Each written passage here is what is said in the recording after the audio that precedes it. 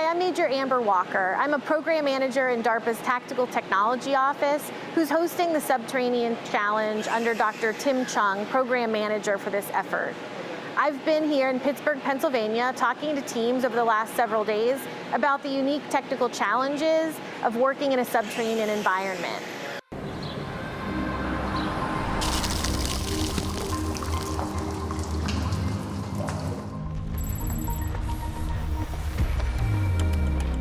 Nick from CSIRO, thanks for joining us today to talk a little bit about the technology challenges that you're facing in the SubT challenge.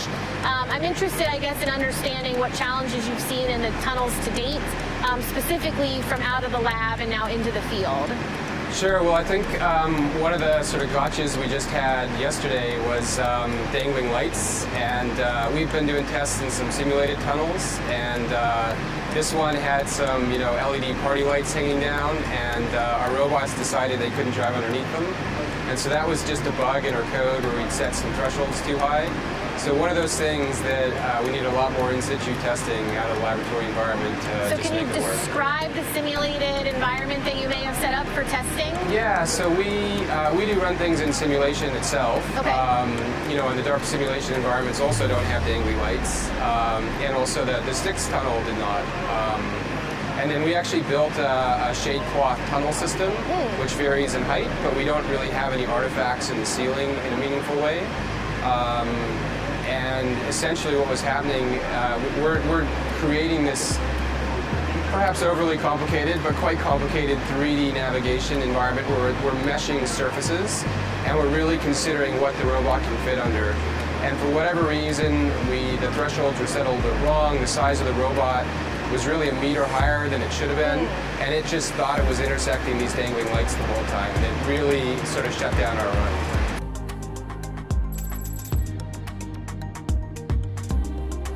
So Kevin, thanks for your time.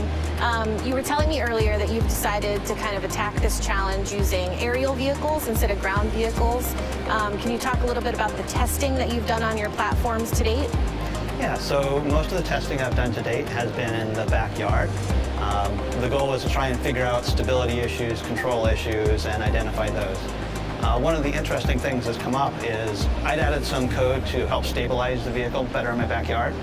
On the first day of competition here, the vehicle went into the mine. It got confused because of that new code from about 2 weeks ago and came flying back out and hit the safety net. So that was an unexpected consequence of going from testing into the real world.